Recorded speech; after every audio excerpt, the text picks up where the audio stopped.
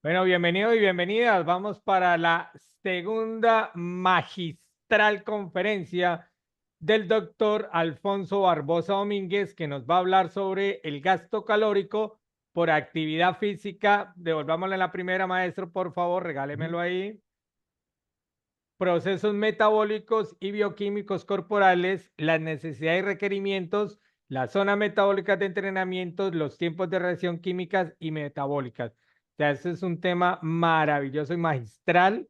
No es un temita, es un temazo, temota inmenso, que yo estoy muy feliz de verdad agradecerle. Vamos con esta segunda parte al profe Beto, pedirle disculpas, ofrecerle disculpas. Al final de esta conferencia, usted será el primero en preguntar, maestro Beto, para que tenga el espacio. ¿Ok? Un abrazo, Dios les bendiga. Doctor Alfonso, arranque. Bueno, entonces vamos a meternos ahora en otra área de la fisiología aplicada al ejercicio, que es el gasto calórico por actividad.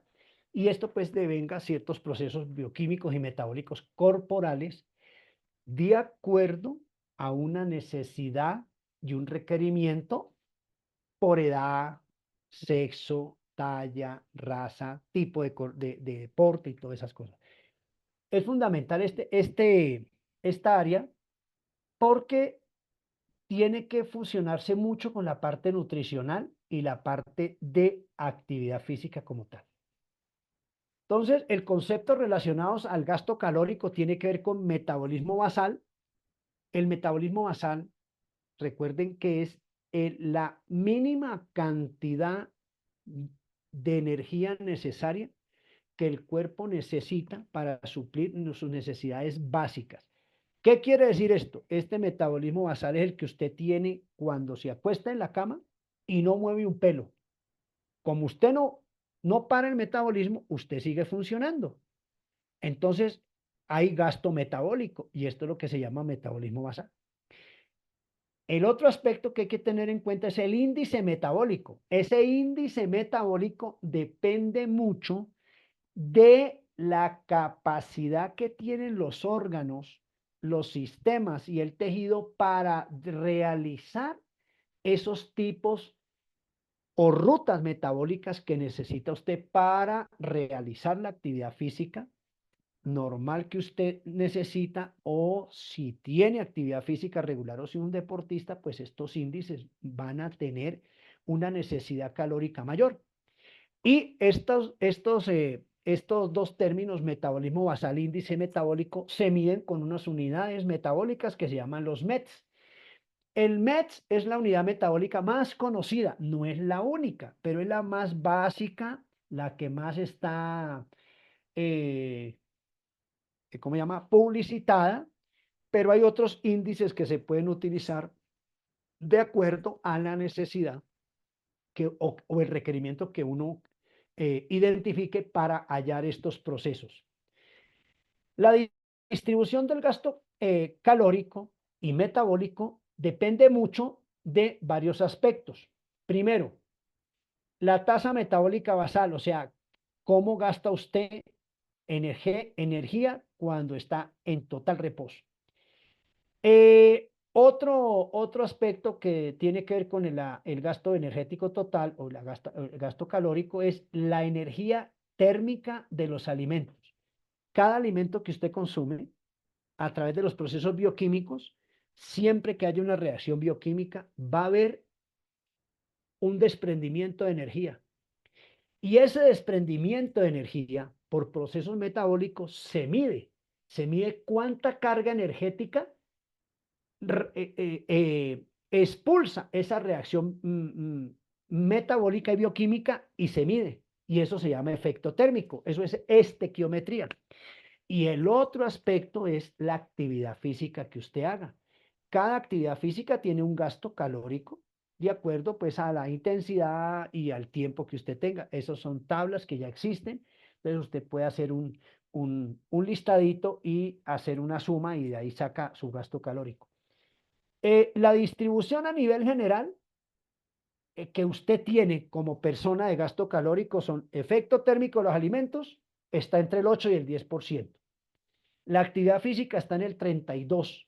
32 al 25%. Y el otro gasto de energético en reposo, que es entre el 70 y 60%.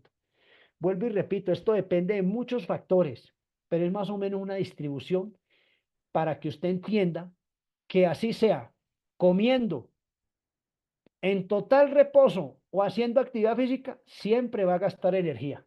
El cuerpo no se queda quietico, porque eso es lo que la gente cree. Eso es lo que la gente cree. Entonces usted dice, voy a dormir para descansar. No, usted cuando duerme también tiene unos procesos bioquímicos, metabólicos y fisiológicos que se dan solamente cuando usted duerme. Y entonces la gente desconoce esa parte y piensa que solamente los efectos fisiológicos se dan cuando usted tiene actividad física o cuando usted tiene deporte regular o alguna clase de actividad. Metabolismo basal, esta es la explicación teórica larga que yo les dije ahorita, ¿sí? Ese mínimo de energía necesaria que el cuerpo necesita para suplir sus necesidades fisiológicas básicas. Así nomás.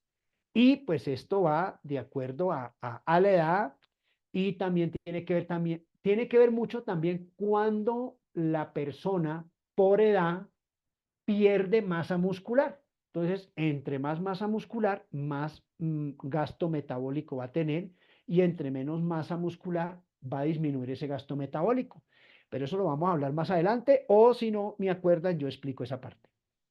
Y una de las cosas bien interesantes aquí, de acuerdo al gasto metabólico basal, es la parte nutricional que la tenemos que entender desde el punto de vista de comer, no, sino que entender que cada que nosotros hablamos de carbohidratos, proteínas y grasas, nosotros vemos eso en los platos, pero realmente eso tiene una estructura química, metabólica. Y esa estructura, cada que usted come un alimento, lo mastica, lo digiere, lo metaboliza, genera partículas bioquímicas que van a generar cierto tipo de reacciones y cierto tipo de efectos metabólicos, biológicos, calóricos y mecánicos en el cuerpo.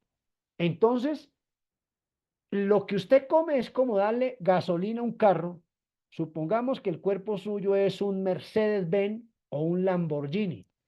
Tiene una carrocería muy bonita, tiene los ojos muy preciosos, tiene el pelo muy bonito, tiene una estructura del cuerpo bien distribuida, tiene un somatotipo muy perfecto, tiene un biotipo excelente, tiene un fenotipo estructurado porque usted hace deporte muy bonito, pero no le da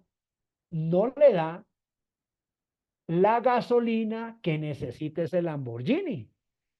Entonces, la parte de nutrición, la parte de dietética es supremamente importante para que este gasto energético, este gasto calórico que usted tenga, de acuerdo a su requerimiento, sea lo suficientemente adecuado en cantidad, proporción y frecuencia cuando usted consuma los tipos de alimentos. Tenemos que entender que desde el punto de vista de fisiología de la nutrición, los carbohidratos son los azúcares, los lípidos son las grasas y las proteínas son los aminoácidos y que cada grupo de alimento tiene una función específica. Las proteínas, a través de los aminoácidos, son las que nos van a proporcionar estructura en los tejidos y órganos, van a mantener esa estructura y cuando hacemos actividad física y los alteramos, van a regenerar esas estructuras. Los carbohidratos y los lípidos o las grasas son los alimentos que nos van a dar las calorías requeridas necesarias para que nosotros, a través de los procesos metabólicos dentro de la célula, como expliqué en la primera exposición, a través de la mitocondria, que es donde llegan esos azúcares, esas grasas y esas proteínas, ella va a metabolizar eso. Metabolizar es como revolverlos. Luego ella los separa y dice, yo necesito para acá azúcar, yo necesito para acá grasa y yo necesito para acá proteínas. En ese orden de ideas y la inteligencia que tiene la mitocondria a través de la célula, vamos a generar entonces procesos bioquímicos y metabólicos que ustedes conocen como glucólisis, glucogénesis y gluconeogénesis. Inicialmente, cuando nosotros empezamos a activar nuestro metabolismo, las primeras reservas energéticas que vamos a gastar son los azúcares. Cuando se acaban esas reservas energéticas, volvemos a resintetizar a través de procesos bioquímicos las grasas y las volvemos a azúcares para volver a producir ATP a nivel de la célula. Y cuando ya se acaba la grasa que nos produce energía, empezamos nosotros a identificar a través de unos procesos ortostáticos, kinestésicos y sinestésicos del cuerpo las proteínas para metabolizarlas y a partir de las proteínas de los aminoácidos esenciales ramificados y no ramificados que se vuelvan glucosa y a partir de la proteína se vuelva ATP, que es una molécula energética y la célula siga funcionando. Entonces, ¿qué quiere decir esto? La primera vía metabólica por carbohidratos se llama glucólisis. Se acabó esa vía, vienen los lípidos, gluconeogénesis, ¿sí? Y la tercera es gluconeogénesis, glucogénesis, glucólisis, glucogénesis y gluconeogénesis. Son tres vías diferentes, pero que van a ir a producir específicamente energía metabólica que se tiene que convertir en energía mecánica para que muevan los músculos. Claro, esto se da a través de varios procesos bioquímicos al interior de la célula con unos tiempos estipulados y con ayuda del oxígeno, del agua. ¿Para qué el agua es importante en este caso? ¿Por qué yo eh, eh, comento lo del agua? Porque las moléculas, cuando usted se las come y empiezan a hacer un proceso metabólico al interior de la célula, el agua hidroliza moléculas y es la encargada de ir segmentando las moléculas para que están produzcan la capacidad química energética a través de las moléculas específicas que se llaman ATP y puedan mover los músculos, los órganos, los sistemas y las células. Esto es lo que se llama bioquímica de los procesos metabólicos y que en bioquímica se maneja con el ciclo de Krebs y el ciclo de Cori. Para que ustedes entiendan, siempre que nosotros consumimos a través de los alimentos de la variedad y entran al cuerpo humano, el cuerpo humano no los va a identificar como la papa, el arroz, la carne, no. Eso es para nosotros. Pero dentro del cuerpo, el, el metabolismo va a identificar cada alimento con una estructura bioquímica que a través de procesos bioquímicos va a identificar la estructura y va a generar ciertos procesos dentro de la célula para que ella vaya generando lo que tiene que catalizar o metabolizar y que de alguna manera esto pues no genere alteraciones metabólicas porque en el momento que esto se altere, inmediatamente se rompe el conducto de equilibrio bioquímico y metabólico y entonces pueden haber fallas fatales, específicamente un infarto durante la actividad física o un derrame cerebral. Bueno, para no asustarlos, los dejo hasta allí. Pero la idea es que entiendan que para gasto calórico, gasto energético por actividad, estas vías son supremamente importantes. Ahora, ¿por qué yo le hago mucho énfasis a estos tipos de metabolismo? Porque han cogido a la grasa y la han pintado como la mala del paseo. Y realmente la grasa no es la mala. ¿Por qué? Porque la grasa a través de los ácidos grasos libres están en una estructura fundamental. Cuando vimos en la primera exposición la célula tiene una capa que la cubre y esa capita alrededor de la célula, que es lo que mantiene los organelos junticos y protegidos del mundo exterior, está estructurada por grasa lipídica. Y esa grasa o lipocitos son los que hacen que resistan ciertos ataques a agentes que van a alterar ese proceso metabólico. Van a mantener la temperatura de la célula, van a mantener el equilibrio entre el líquido intracelular y extracelular. Y aparte de eso van a dar la energía necesaria para que la célula tenga vida, tenga una estructura base, unos procesos metabólicos perfectos, que no se rompan. En el momento que usted, por equivocación, le digan, prohibido volver a consumir grasas, prohibido volver a comer azúcares, prohibido volver a comer proteínas, inmediatamente esa prohibición de alimentos que son prioritarios, sobre todo en la parte pues, de actividad física y a nivel de vida, están cometiendo un gran error.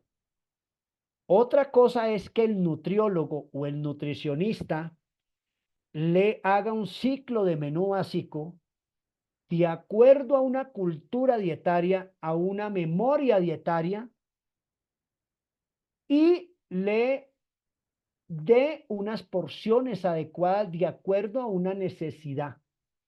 Pero suspender esto es causa de alteración metabólica y bioquímica que va a afectar muchos órganos, sistemas y células. Entonces, yo hago mucho énfasis en esto porque nosotros manejamos o es un tema de estudio la nutrición deportiva y la nutrición a nivel de pediatría, por ejemplo. Pero el problema no es consumir los carbohidratos, el problema no es consumir los lípidos o las grasas, y el problema no es consumir las proteínas, sino que nosotros tenemos que saber es en qué cantidad, con cómo la mezclamos y cómo podemos ese combustible que consumimos metabolizarlo a través de una actividad física regular, llámese educación física, llámese deporte, llámese prescripción de ejercicio bajo parámetros clínicos o llámese deporte de rendimiento de alto rendimiento. Entonces, básicamente esa es la importancia que yo le quiero dar acá. Y pues recordar que esa parte es supremamente importante. ¿Cómo calculamos teóricamente el metabolismo basal? Se puede calcular de muchas maneras. Hay ecuaciones, estas son ecuaciones que yo presento. Hay más o menos 4.000 ecuaciones estandarizadas y avaladas. Dependiendo lo que yo quiera calcular, dependiendo el tipo de estudio, el tipo de seguimiento, si la persona es sedentaria, si es sedentaria pasiva o si es sedentaria activa, si es niño, si es mujer, si es hombre, en qué tipo de estación está, verano, otoño, primavera, invierno, en qué país vive, tipo de metabolización, todo tiene que tener en cuenta lo que estoy diciendo para sacar el cálculo.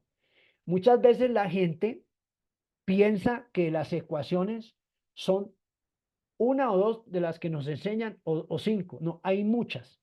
Y por eso es bueno revisar la literatura, porque generalmente estas ecuaciones son hechas con estudios de cohorte en diferentes poblaciones, pero esas poblaciones son muy diferentes a las poblaciones que nosotros manejamos, a el tipo de alimentación que se consume, el tipo de temperatura donde se vive, bueno, un poco de variables que van a incidir, pero lo que quiero mostrar es que el cálculo metabólico se puede hacer de una manera indirecta y el otro es en laboratorio, pues en estequiometría con vectores intravenosos y con electromiógrafo a nivel muscular, que ya eso es un laboratorio de fisiología.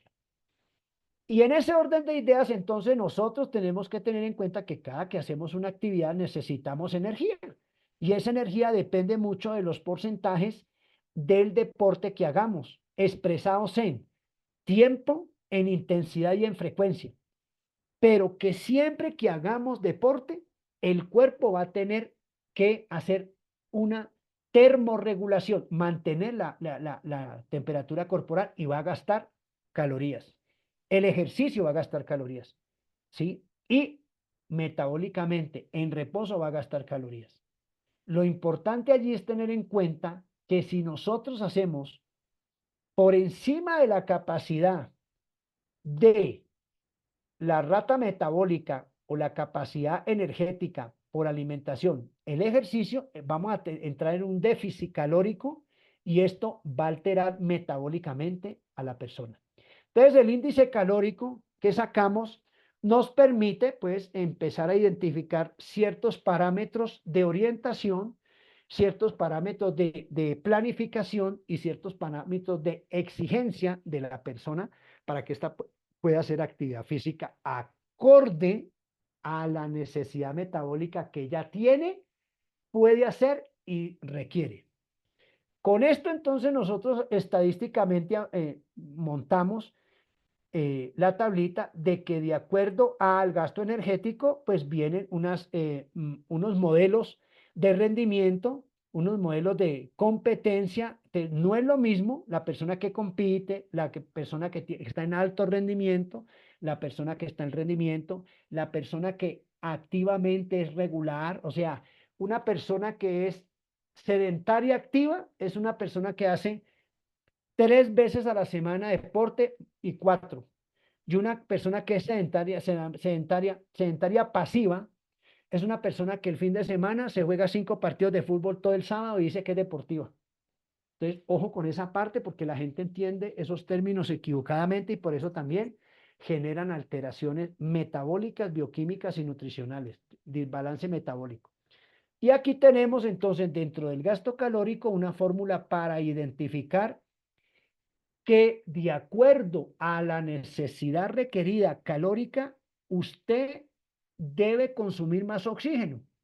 Entonces, de ahí viene el famoso término de consumo máximo de oxígeno o el VO2 máximo, que no es sino la capacidad que tiene el cuerpo de asimilar el oxígeno cuando respira, modificarlo, metabolizarlo, transmitirlo, llevarlo e inyectarlo en el músculo específico que usted va a utilizar.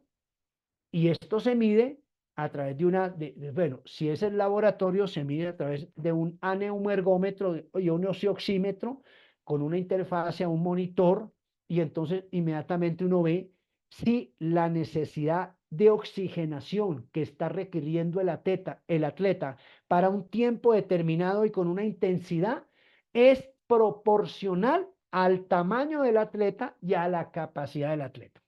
Entonces, de acuerdo a este VO2 máximo, nosotros vamos midiendo capacidades fisiológicas.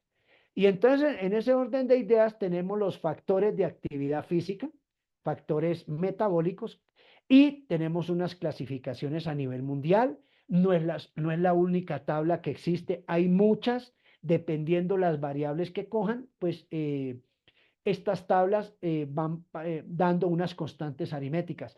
Yo quiero hacer un énfasis aquí. Cuando nosotros hablamos de tabla, son indicadores, son aproximaciones. Cuando hablamos de índices, son aproximaciones.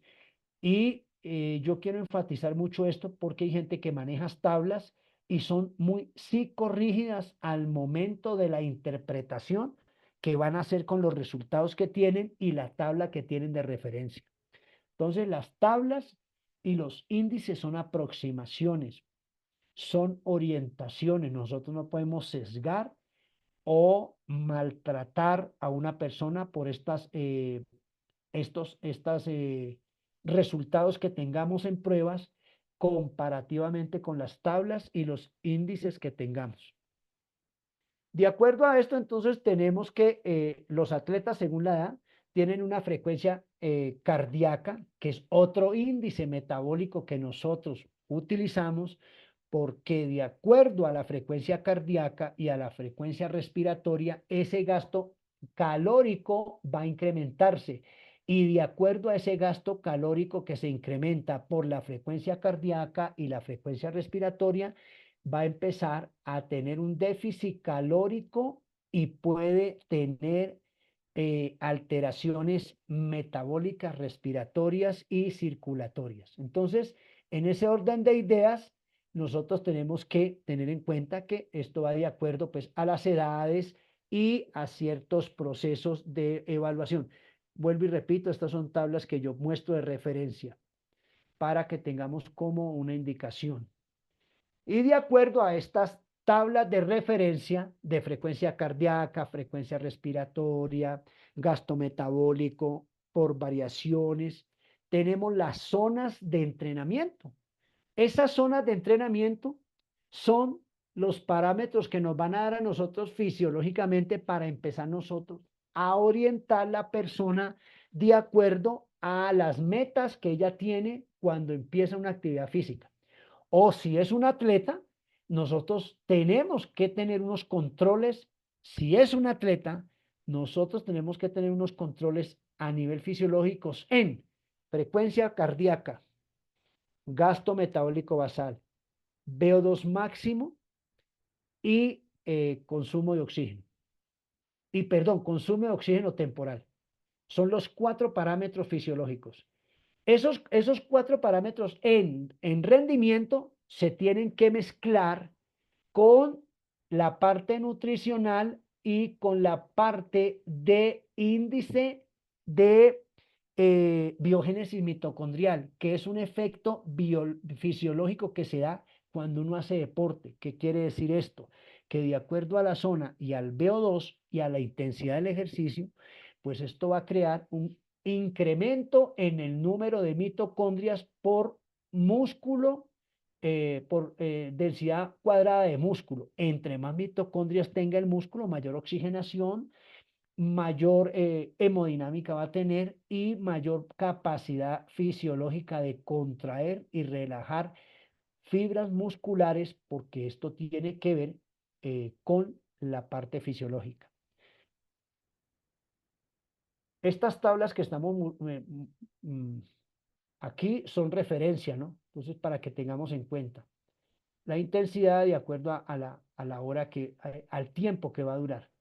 Aquí tenemos una tabla de referencia de tipo de ejercicio, el tiempo que va a durar promedial y el número de calorías que va usted a oxidar de acuerdo a ese requerimiento que va a hacer. Vuelvo y repito, usted, toda la actividad que haga requiere de gasto calórico. Un ejemplo que voy a dar, cada que usted parpadea, baja el párpado 4 calorías, sube el párpado 4 calorías. Cada que usted baja y sube el párpado, cada que lo baja 4 calorías y lo sube son 4 calorías. Sume cuántas veces parpadea usted y ahí solamente saca el gasto calórico de parpadear. Y súmele a los demás procesos. Entonces usted en el día realmente tiene un gasto calórico y un índice metabólico muy alto. De acuerdo a esto, entonces, a muchos trabajos de investigación, las vías energéticas se caracterizan en el deporte por la potencia que va a ser el deportista, la capacidad metabólica que tiene el deportista, la capacidad glucolítica de aplicarle a esa célula azúcar para que se convierta en ATP y pueda generar el gesto deportivo. La capacidad glucolítica viene dada por el pulmón y la capacidad la potencia glucolítica, lo da el pulmón y la capacidad glucolítica la da el corazón.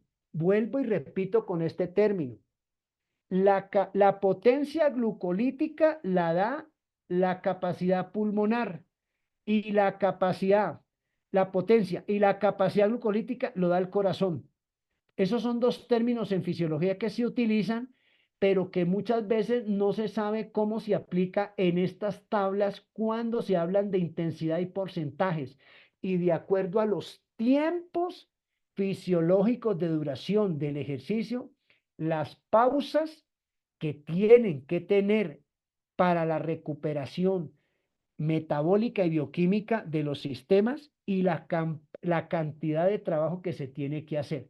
Entonces, esto es supremamente importante porque vemos que estos procesos bioquímicos y metabólicos, como dije en la primera charla, se dan desde los chicos.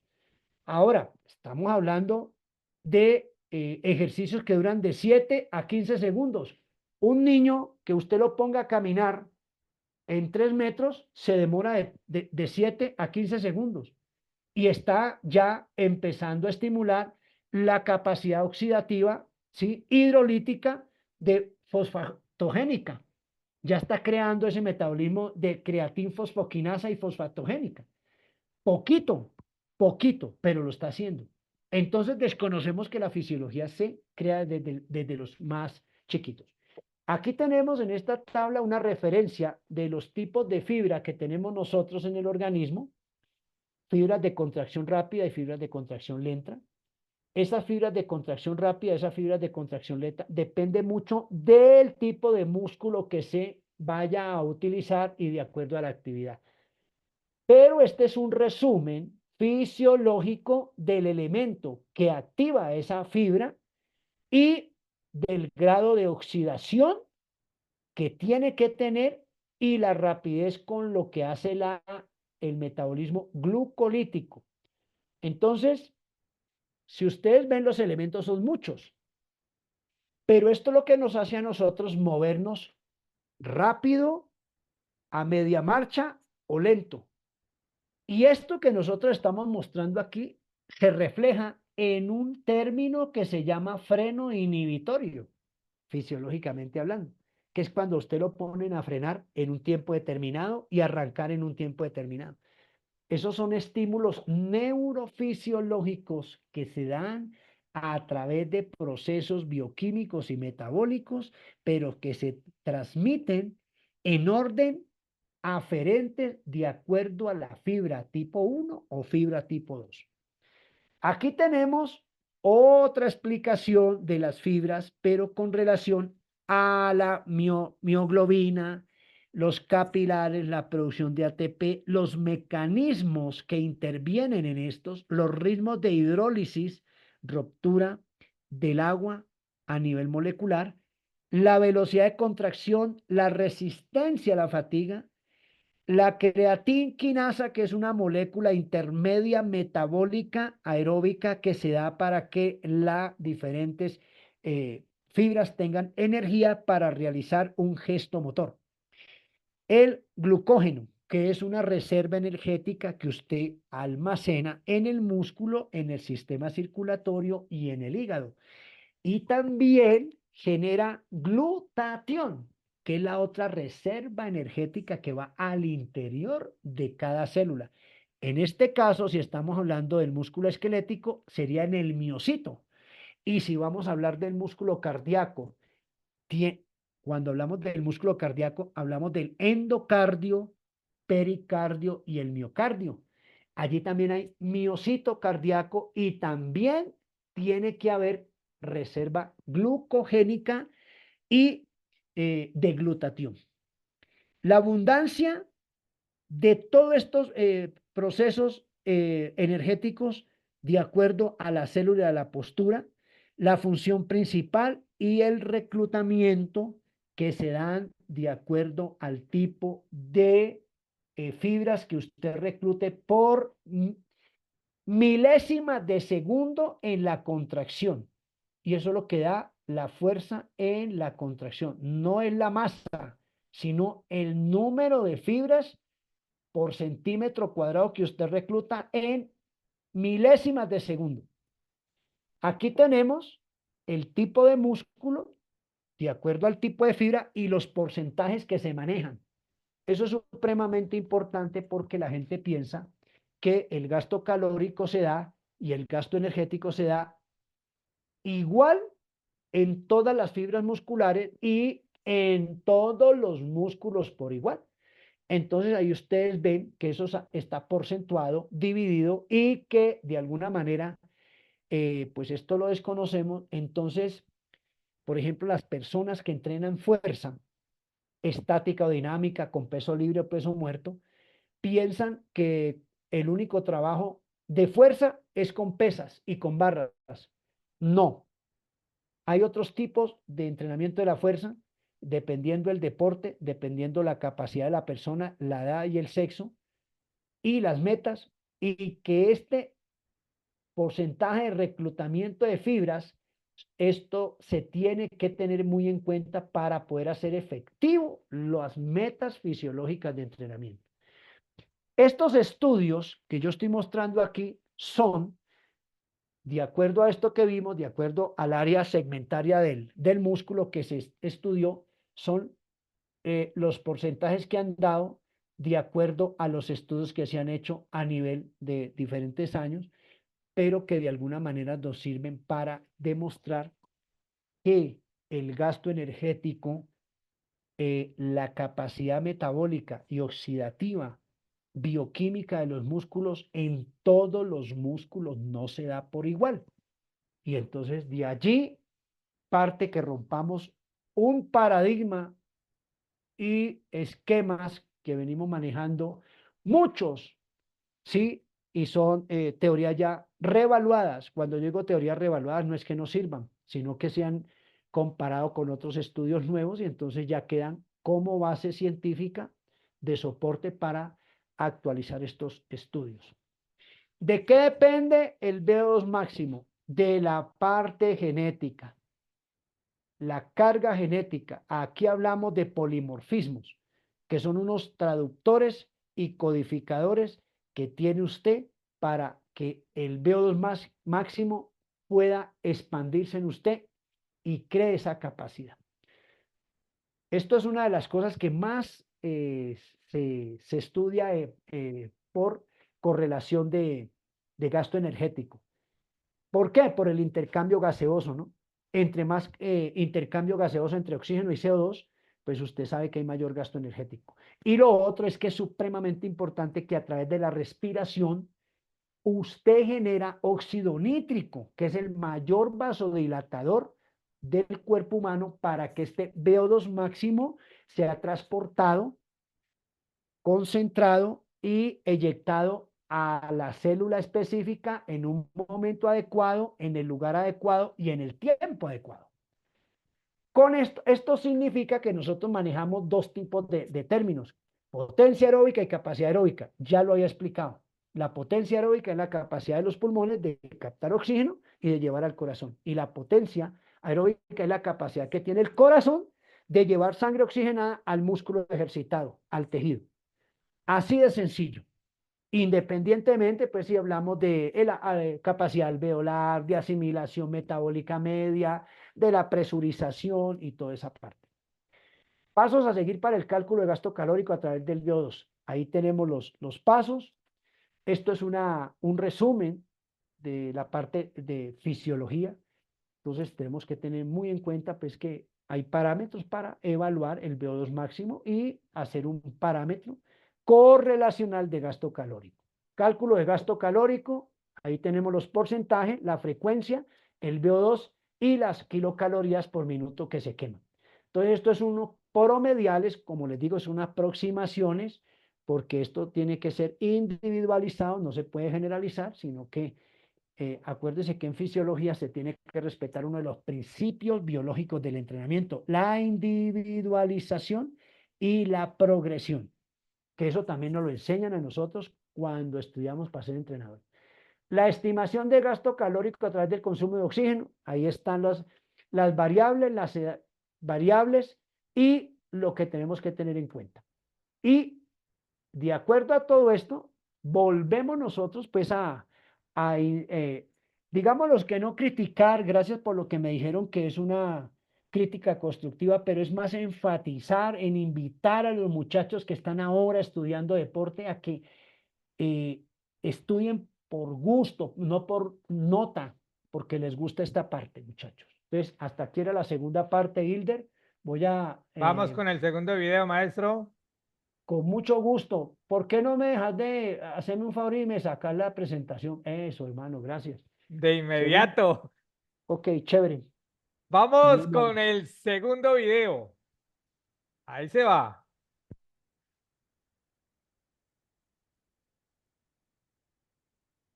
Me informa si están viendo mi pantalla negra, maestro. Sí, sí, correcto, Hilder. Ok.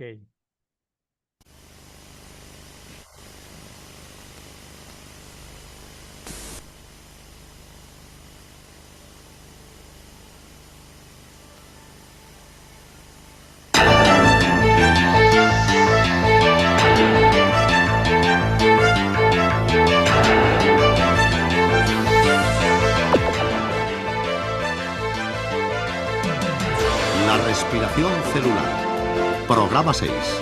Metabolismo y nutrición.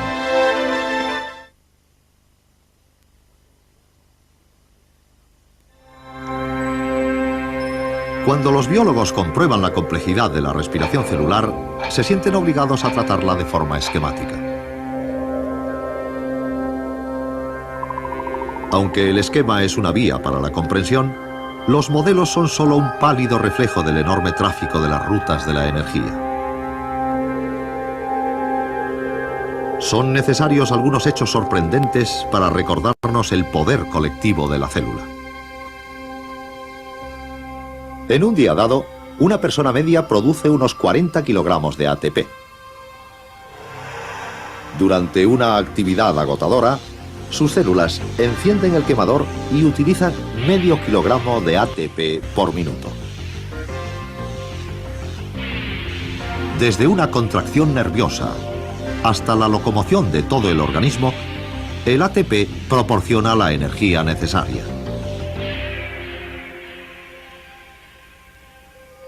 La contracción del músculo es un caso puntual. En un músculo, cada célula contiene numerosos haces. Cada uno de ellos se compone de dos tipos de proteínas: actina y miosina, dispuestas en capas alternativas. Saliendo de cada filamento de la miosina, vemos unas cabezas esféricas conectadas con unos receptores en los filamentos de actina. Cuando se estimula la célula de un músculo, las moléculas de ATP se trasladan a las cabezas esféricas y hace que las cabezas se suelten del filamento de actina. El ATP suelta entonces su energía formando ADP y un fosfato.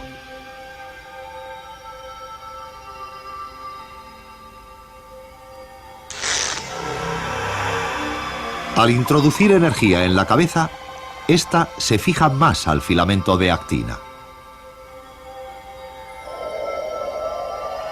Este afianzamiento hace que el ADP y el fosfato se suelten y la cabeza se inclina inmediatamente hacia atrás a su posición original y arrastra al filamento de actina con ella.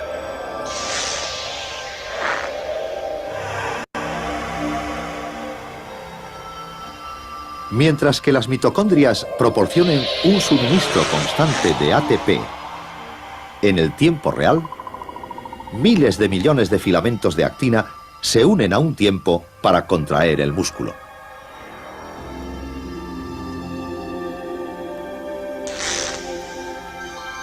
¿Qué sucede cuando nos cansamos en exceso? El sistema circulatorio no lleva suficiente oxígeno a las células del músculo. Al disminuir el nivel del oxígeno de las células, la fosforilación oxidativa empieza a extinguirse, proporcionando su último disparo de energía. Ahora, Mientras que la glucólisis puede proporcionar algo de energía, la escasez de oxígeno va a crear otro problema al sistema. O para ser más exactos, a la cadena de transporte de electrones.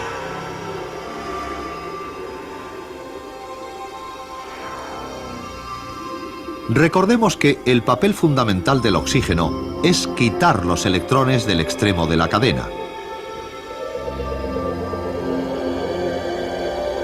Pero sin oxígeno, la cadena no sigue.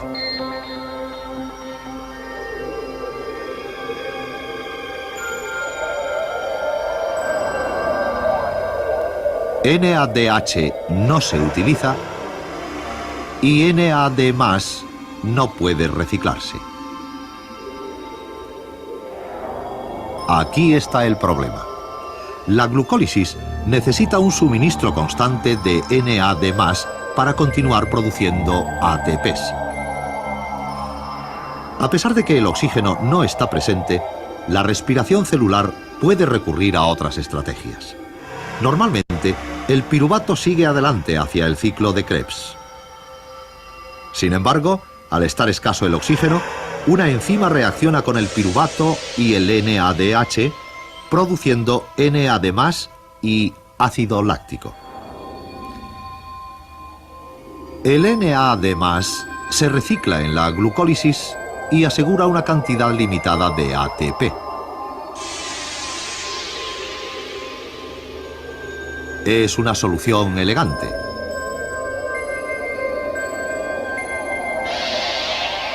Y aunque no necesita oxígeno, esta solución cobra su precio.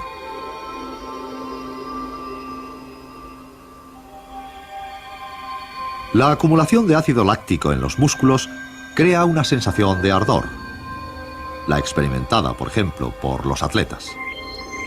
Después de unos minutos de descanso, sin embargo, el oxígeno metaboliza el ácido láctico y lleva aires nuevos a los músculos. Si la extenuación fue un problema, también lo es la excesiva indulgencia. Cuando consumimos demasiada glucosa, las células del hígado están sometidas a otro tipo de adaptación.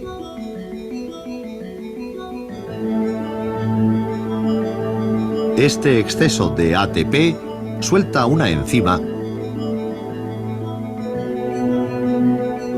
que enlaza las unidades de acetil del acetilcoenzima A, formando ácidos grasos.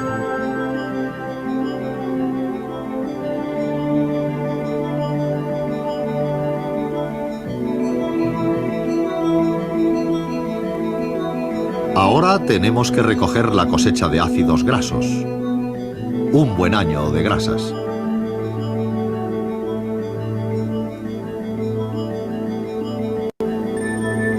Pronto nos convencerá nuestra buena conciencia y decidiremos ponernos a dieta. Una forma de metabolizar la grasa no deseada en glicerina y en ácidos grasos.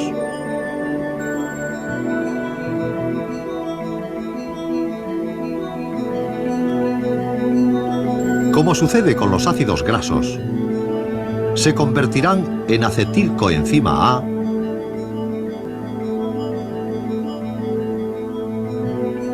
y entonces entrarán en el ciclo de Krebs.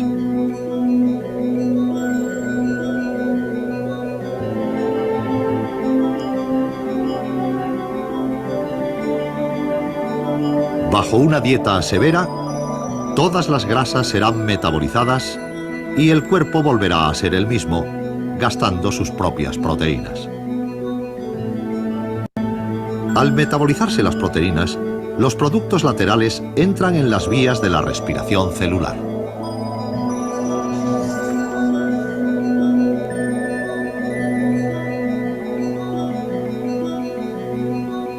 Está claro que al quemar proteínas, se quema también la masa del cuerpo.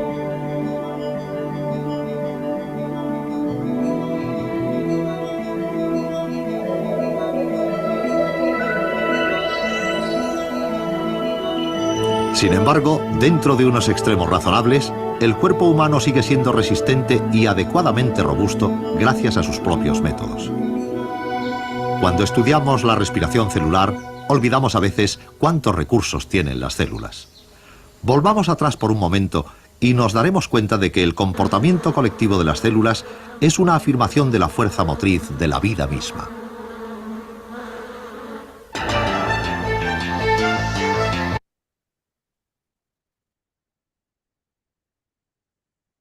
Bueno, estamos listos. Profe Beto Rodríguez, ¿estás por ahí, profe Beto? Profe Beto Rodríguez, ¿estás por ahí? Un momento que tengo los micrófonos cerrados. Ahora sí puedo abrirlo, profe Beto. Aló, profe Hilder, ¿me escucha bien? Excelente, perfectamente, profe Beto. Tiene la palabra, profe Beto. Y profe Alfonso también. Sí, señor, sí te escucho, chévere. Bueno, puntualmente muchísimas gracias a Hilde, al profe Hilde, al profe Alfonso por esta explicación tan buena. Viendo este video, creería que digamos que la fisiología históricamente no cambia mucho.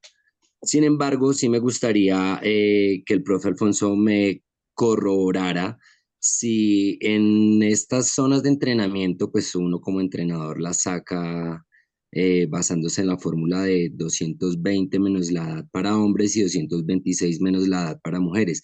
¿Esa fórmula sigue siendo válida para poder determinar uno como entrenador de acuerdo a cada uno de los posibles entrenados que tenga? De acuerdo a su edad, ¿sigue funcionando esa misma ecuación o la ecuación ha cambiado en estos años? Mira, las ecuaciones, vuelvo y repito, son primero aproximaciones. Hay muchísimas ecuaciones, pero acuérdate que pues lo primero que todo, para yo sacar las zonas de entrenamiento con el parámetro fisiológico de frecuencia cardíaca, pues tendría que utilizar una ecuación de esas, en teoría, ¿no? Entonces, por ejemplo, está la de Carbone, que es la más estandarizada y la más fácil de las 3000 que hay. Y está la de Tanaka, también. Hay muchos autores. ¿Que estén vigentes? Sí, porque hasta el momento a mí no me ha llegado una carta que diga, esta fórmula no la puede usted utilizar, ¿no? O sea, Ujú. usted tiene toda la libertad de utilizar la ecuación que más se acerque a su necesidad y su realidad. ¿Listo? Porque Listo. acordate que la ecuación te saca teóricamente, o sea, Sí, te da los rangos, pero para corroborar si está dentro del área de entrenamiento, zona de entrenamiento de acuerdo a la frecuencia cardíaca como referencia fisiológica, está el pulsómetro. Está el pulsómetro. Entonces, sí, de hecho he vos, tenido vos casos en los tenés, cuales... por eso te digo yo, los rangos de libertad de la ecuación es +5. Ahora, hay un efecto fisiológico que se da cuando vos sacas las frecuencias de entrenamiento que se llama el drift cardíaco. ¿Sí sabes qué es eso? No. El drift cardíaco es el aumento de la frecuencia cardíaca por encima de los techos teóricos que vos le sacás al atleta. Ah, ok, a Pero eso iba, no a eso iba mi quiere pregunta. decir, no quiere decir que esté mal. Eso depende mucho de la capacidad hemodinámica del músculo cardíaco. Y también depende de la capacidad de recuperación que vos le hagas al deportista, ya sea pasiva o activa. Entonces, eso es bien interesante. Uy, Leonardo Vivero, vea, mi alumno, excelente, profe, pero ¿sí me entendió más o menos? Sí, sí, profe Alfonso, muchísimas gracias. También quería hacerle otra pregunta a usted que trabaja en natación o que ha trabajado en la parte de natación. Cuando uno hace una inversión Ajá, con tanque, pues, ajá. ¿cuánto es lo mínimo que uno debe mantenerse después de la inmersión, antes de poder volar? Pues porque creo que tengo como uno respira ese nitrógeno, si no estoy mal. Ajá, Entonces, ajá. obviamente uno tiene que tener un mínimo para poder subirse al avión y regresar al lugar de destino. Bueno, hermano, te cuento, esa pregunta te la tendría que investigar, porque para yo meterte caña, si no. Muy buena Gracias. la pregunta, ya la voy a anotar, pero realmente ahí sí Es que no tengo obviamente los, todas las personas que toman un curso de buceo, pues tienen ajá, que saber a eso la que costa. no es como, claro, porque independientemente, o sea, uno cuando baja la profundidad, uno obviamente está respirando Profe el Beto, aire del tanque. profe Beto, vamos a hacer una cosa. Yo escribí en el chat mi número, por favor, por WhatsApp. Me haces un mensaje de voz, me dice que tú eres Beto Rodríguez para el doctor Alfonso Barbosa. Además, nosotros en el grupo de Sport Internacional tenemos unos expertos en buceo, o sea, expertos en apnea, expertos. Entonces, Sí. estas personas serán los encargados de poder resolver tu pregunta, puesto que es una pregunta muy específica en un campo de todo lo que es el buceo. ¿Listo? Sí, sí. Entonces, Profe porfa, Hilder, me profe Alfonso, escribes. muchísimas Listo. gracias. Disculpe ahí si los interrumpí. Muchísimas Tranquilo, gracias No, por... maestro. no, no, está No hay bien. problema. Pero me escribe, me envía el mensaje para poder resolver. La Sí, pregunta señor, está muy acá le envío el Profe interesante. mensaje. Leonardo Vivero, mi doctor Leonardo, bienvenido. Buenas noches, ¿cómo están todos? Profe Alfonso, felicitaciones de nuevo por esa charla tan majestuosa. No, pues gracias a vos por estar acá. Para los que no sepan, pues, ¿quién es Leonardo? ¿Dónde está el profesor que habló ahora de Nicolás Barbosa? Porque es que Leonardo también conoce Camilo, a Nicolás Barbosa. Camilo, Ah, acá estoy. Camilo, ¿cómo estás? Ve, Leonardo también conoce a mi tío, a Nicolás Barbosa. Allá pues. Ahí está, para que Claro, vea él cómo fue este profe mundo de mío chiquito. allá en la universidad. Exacto, en la del Ah, bosque, también imagínese, familia de la pedagógica. El bosque, en la Al del bosque. bosque. Ah, ok. Sí, en el bosque. sí. Gracias, profe, Alfonso, gracias. hazme un resumen de Leonardo Vivero rápido, porfa, para que sepamos quién es Leonardo. Ese es el Porfa. profe, no, eso se lo dejo al profe Barbosa. Alfonso, porfa, un No, pues, resumen a breve, ver, para que no, reconozcamos al Leonardo, doctor a ver, Leonardo. eso, Leonardo es médico. Yo pues fui parte cuando él estudiaba en la universidad, lo tuve de alumno, ahora es un gran científico de nutrición regenerativa, de medicina ortomolecular, biológica y homotoxicológica, es representante y asesor de varios laboratorios a nivel internacional y pues es uno de los que más me colabora a mí en la parte de investigación con este tipo de medicina en la parte de deporte, ¿no? Entonces imagínense, tenemos aquí al profesor viejito y a la nueva generación. A casi nadie. A Excelente. casi nadie. Bueno, Sí. vamos a cerrar en este momentico.